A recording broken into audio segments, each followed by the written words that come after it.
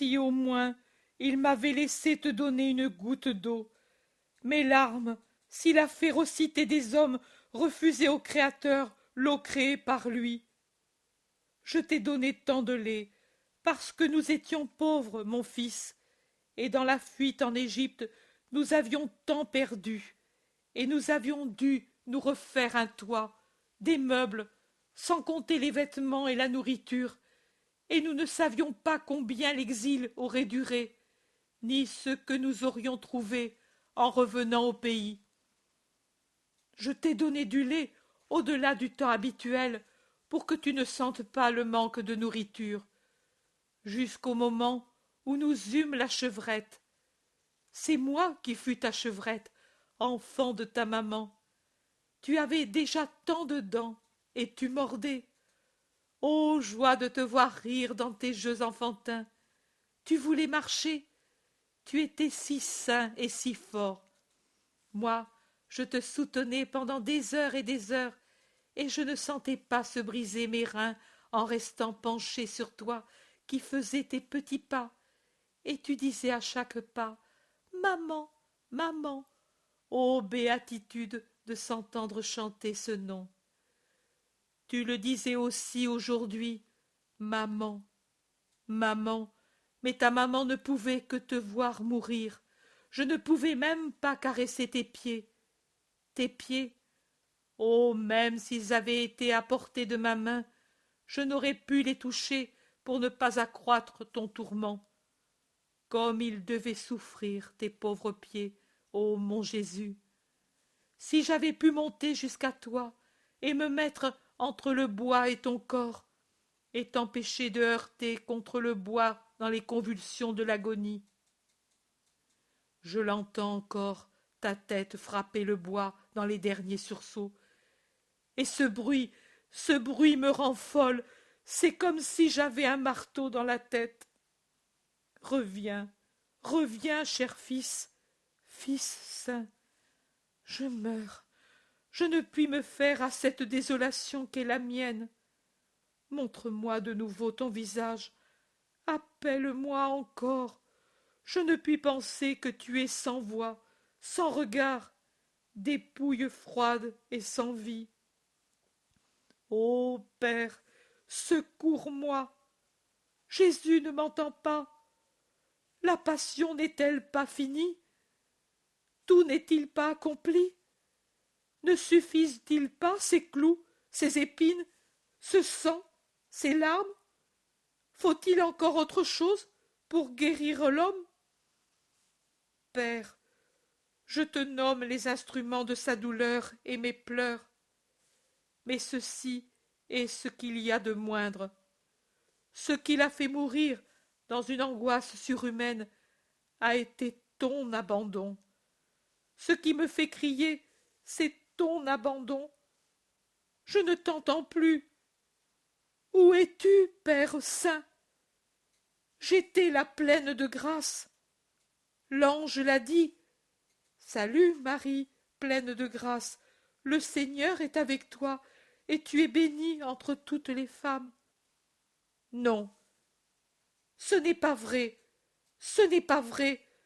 Je suis comme quelqu'une qui est maudite par toi à cause de son péché. Tu n'es plus avec moi. La grâce s'est retirée, comme si moi j'étais une seconde Ève pécheresse. Mais moi, je t'ai toujours été fidèle.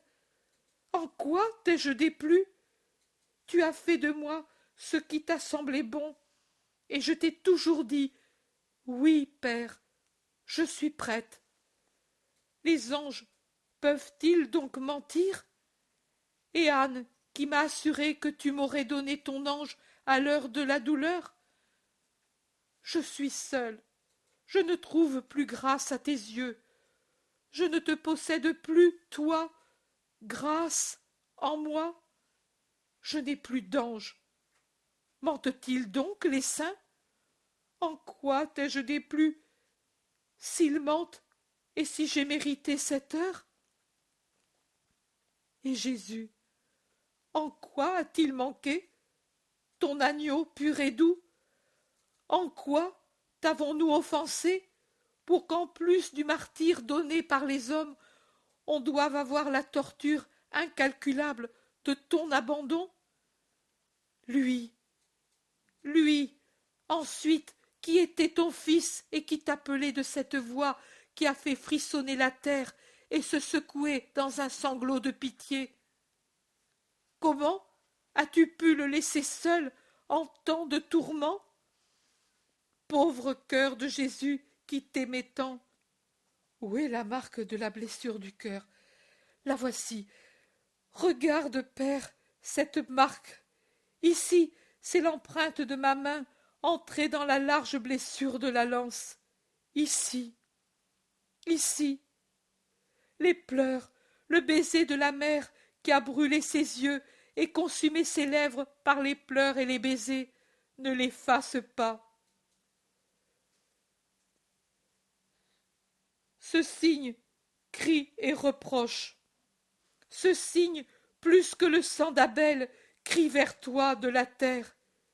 Et toi, qui as maudit Caïn et as exercé sur lui ta vengeance, tu n'es pas intervenu pour mon Abel, déjà saigné par ses Caïns, et tu as permis le dernier outrage. Tu lui as broyé le cœur par ton abandon, et tu as laissé un homme le mettre à nu, pour que je le voie et que j'en sois broyé. Mais de moi, il n'importe pas. C'est pour lui que je fais cette demande et que je t'appelle pour que tu répondes. Tu ne devais pas. Tu ne devais pas. Oh, pardon, Père, pardon, Père saint, pardonne à une mère qui pleure son enfant. Il est mort. Il est mort, mon fils, mort avec le cœur ouvert. Ô Père, Père, pitié, je t'aime, nous t'avons aimé, et tu nous as tant aimés. Comment as-tu permis que fût blessé le cœur de notre fils? Ô Père, pitié pour une pauvre femme, je délire, Père, je suis tienne, ton rien, j'ose te faire des reproches? Pitié, tu as été bon. La blessure, l'unique blessure qui ne lui a pas fait mal, c'est celle-là. Ton abandon a servi à le faire mourir avant le coucher du soleil pour lui éviter d'autres tortures. Tu as été bon. Tu fais tout dans un but de bonté. Nous sommes, nous, des créatures qui ne comprenons pas. Tu as été bon. Tu as été bon. Dis-la, mon âme, cette parole, pour enlever la morsure de ta souffrance. Dieu est bon, et il t'a toujours aimé, mon âme. Du berceau à cette heure, il t'a toujours aimé. Il t'a donné toute la joie du temps, toute. Il t'a donné lui-même. Il a été bon, bon, bon. Merci, Seigneur, que tu sois béni pour ton infinie bonté. Merci, Jésus, je te dis merci à toi aussi. Moi seul l'ai senti dans mon cœur quand j'ai vu le tien ouvert. Maintenant, ta lance est dans le mien, et elle fouille et déchire. Mais c'est mieux ainsi. Tu ne la sens pas. Mais Jésus, pitié, un signe de toi, une caresse, une parole pour ta pauvre maman au cœur déchiré. Un signe, Jésus, si tu veux me trouver vivante à ton retour. Un coup résolu à la porte fait sursauter tout le monde. Un coup résolu à la porte fait sursauter tout le monde. Le maître de maison fuit courageusement. Marie de Zébédée voudrait que son fils le suive, et elle pousse Jean vers la cour. Les autres, sauf Marie-Madeleine, se serrent l'une contre l'autre en gémissant. C'est Marie-Madeleine qui, droite et courageuse, va à la porte et demande « Qui frappe ?» Une voix de femme répond « Sénique, j'ai quelque chose à donner à la mère. ouvrez, vite, la ronde fait son tour. Jean, qui s'est dégagé de sa mère et est accouru près de Marie-Madeleine, s'affaire autour des multiples serrures, toutes bien en place ce soir. Il ouvre. Nick entre avec sa servante et un homme musclé qui l'accompagne. On ferme. « J'ai une chose. » Nick pleure et ne peut parler. « Quoi? Quoi ?» Ils sont tous près d'elle, curieux. « Sur le calvaire, j'ai vu le Sauveur en cet état. J'avais préparé le voile des reins pour qu'il ne se serve pas des chiffons des bourreaux. Mais il était tout en sueur, avec du sang dans les yeux, et j'ai pensé le lui donner pour qu'il s'essuie. Et lui l'a fait, et il m'a rendu le voile. Je ne m'en suis plus servi.